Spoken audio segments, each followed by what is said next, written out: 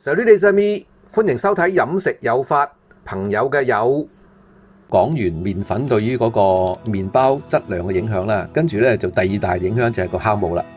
咁第二個酵母咧，法國主要用嘅酵母咧，其實可以講主要先分兩大類，一個咧就係我哋法文叫做 levain， 咁中文一般叫做天然酵母或者叫酸種。亦都係而家喺譬如喺好多社交網站嗰啲平台提到咧，叫魯邦種，因為咧呢個魯邦嘅字咧就係音譯字呢個法國嘅 levain。咁初嚟我見到呢個字叫魯邦，喂，我音譯唔啱喎 levain 同魯邦，就算係普通話魯邦都完全都唔啱嗰個音，但係原來個個都咁叫，我先知道原來係我錯，唔係佢哋錯。咁咧就無論如何咧，魯邦種就係酸種，咁咧就係其實好簡單，就係靠將啲麵粉加啲水，自己去培養佢嘅。咁然後咧，佢入面嘅野生酵母加埋乳酸菌咧，咁就會發酵起嚟，好似幅圖入面咧就會起晒氣泡啊，成咁樣噶啦。咁佢個風味特別咧，就係最特別嘅地方，佢一定有啲微酸。咁同埋佢係會令到嗰個麵粉嘅麥香味會濃啲嘅。咁食嘅時候咧就回味悠長，即係話你食落去咧，呢個我俾過好多朋友試過咧，都係話初頭咬落去時咧就酸酸地，就比較韌啲嘅。嚼勁，即係個嚼頭咧比較強烈啲。咁啊食下食下之後咧，佢慢慢啲味滲出嚟咧，就悠長好多啦。呢真係呢個表述係冇錯嘅。佢會嗰啲味咧慢慢滲出嚟咧，就悠長啲嘅。食到越食有味喎咁樣嘅。咁至於咧中唔中意個酸咧，見仁見智啦。同埋中唔中意佢咁嚼頭咧，咁你就見仁見智啦。咁但係咧酸就肯定有嘅，一定係微酸嘅，同埋佢係比較硬嘅。咁levain酵母咧，我都係好簡單講佢有優點有缺點啦。優點咧就係話咧，佢其實咧係對我哋健康咧係更有益處嘅，因為佢比較容易消化，同埋咧好多人都講話佢係對於嗰個血糖指數上升咧有比較好嘅抑制作用嘅。即係因為而家好多人咧就話食嗰啲澱粉咧即係碳水化合物嗰啲咧，就血糖升得好快，飆升得好緊要。咁如果有時有糖尿病嘅人咧會影響咁樣，即係會可能失控咁樣之類啦，咁但係咧食呢個酸種麵包咧，佢咧就因為佢經過啲酵母菌嘅處理嗰個麵粉啊，入面嗰啲蛋白質啦，成嗰啲嘢啦，咁所以咧佢咧就係嗰個影響咧就唔會咁大嘅。咁就第二個好處咧就係佢保鮮。佢比較保鮮，用酸種即係呢天然酵母呢個levain法做咗嘅麵包咧，佢可以擺多幾日都唔會話即係太過唔好食嘅，即係個味道當然冇新鮮出嚟咁好啦，但係咧都基本上都維持得到有3日4日啦，起碼咁樣嘅。咁所以呢個係襟擺好多嘅。咁第三個好處咧就係咧，佢咧係因為嗰啲酵母呢個種咧，呢個levain咧係唔同嘅人佢自己嘅培養出嚟噶嘛，咁唔係買翻嚟噶嘛。就係麵粉加水咁啫嘛。最初嘅時候可能加少少蜂蜜啊，或者加少少蘋果汁啊，或者其他果汁啊之類。因為你俾少少糖佢咧，佢激發嗰啲酵母菌咧就會發展得好快嘅。咁咧，就於是咧，因為其實咧，據講啲麵粉入面咧，其實本身已經有超過100種，甚至乎120幾種嘅嗰啲酵母喺度噶啦。咁只要你激活咗佢咧，佢就會發展啦。咁但係唔同嘅酵母咧，佢又有唔同嘅需求，有啲熱啲。有啲中意熱嘅，有啲中意比較潮濕啲嘅，有啲比較中意多糖啲嘅之類咁樣。咁咧，當你提供俾佢呢個基本條件咧係有唔同嘅時候咧，佢發展出唔同嘅風味。咁因為佢咧酸都分兩種嘅，一種咧叫乳酸，一種叫醋酸。咁咧有啲菌就會生產多啲乳酸，有啲菌生產多啲醋酸咁樣。咁於是酸味又有啲唔同啦。咁所以咧味道個風味唔同。譬如A 麵包師佢做出嚟嘅呢個levain咧就咁味道嘅。B 麵包師佢做出嚟嘅levain係另一種味道咁樣，咁咧就有啲客人啊、客戶啊咁樣中意我中意 A 麵包師嗰啲levain喎，個做出嚟麵包喎，哇！真係佢嘅風味咧係獨有嘅。咁反過嚟咧，個麵包師話：嗱呢個風味係我獨有嘅，個個做唔到我呢個效果，你中意食咧你就買我啦咁樣。咁咧呢個喺商業上咧就非常有好處啦。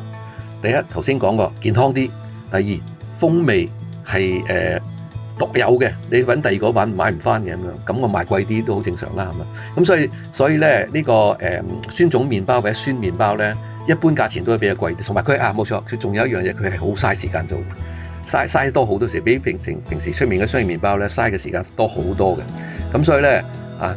咁幾樣條件疊加埋一齊之後咧，佢賣得貴咧，亦都係非常正常嘅。咁要賣貴啲，咁啊，大家如果真係中意嘅話要接受，但係前提你都要食佢個味道先，因為呢種酸種麵包咧，唔係個個中意食嘅，講真。好，咁啊呢個咧酵母咧就係比較特別啲，所以特別提嘅。咁喺當時喺 ICC 咧，我亦都帶咗啲自己發嘅酸種麵包去俾你食，俾啲嚟參加嘅朋友食咁樣。咁咧就有人中意喎，真係有人幾中意喎，話好食喎咁樣，仲問我喺邊度買添。OK，咁啊跟住講第二類嘅酵母啦，另一類酵母。呢種酵母咧其實咧喺法文叫 levure。咁啊分兩種嘅，一種叫 levure fraîche 就鮮酵母，另一啲咧叫 levure sèche，咁咧就係乾酵母，其實同一樣嘢嚟嘅。所有呢啲酵母咧都係用喺19世紀之後先出現，就係咧係釀製啤酒時候咧嗰啲生物科學家咧咁咧做提煉，即係喺入面做培養咗出嚟，抽出嚟就發覺咧，咦呢都係做麵包咧非常好喎。第一佢效率好高，佢發麵包好快發得到噶啦，完成噶啦。咁咧又穩定，表現穩定。第三咧，佢最大嘅好處咧，佢係味道咧係好乾淨，即係佢冇特別嘅味道，唔係好似頭先個 levain 咁樣咧會有酸味。佢咧就係佢冇乜味嘅，已經可以咁講，就係你個麵包嗰啲麵粉係咁味就咁味噶啦，咁就唔影響佢嘅。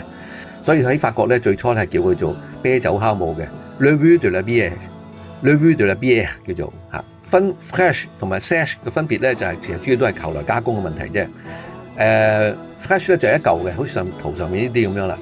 乾嘅咧下面係粉狀嘅，咁啊講方便咧，乾嘅更加方便，因為點解咧？你就係只要開咗封之後咧，未開封之前就可以隨便周圍放得啦。開咗封之後咧，即係你擺喺雪櫃，咁咧佢就只要冷凍咧，佢就沉碎。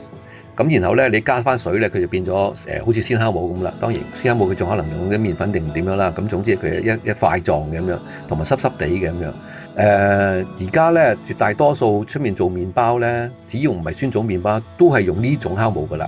無論佢鮮嘅好、乾嘅好，都係用呢個一定噶啦。我即係譬如我哋而家喺香港一般我哋食嘅菠蘿包嘅麵包、餐包咩咧，基本上都係用呢種酵母嘅。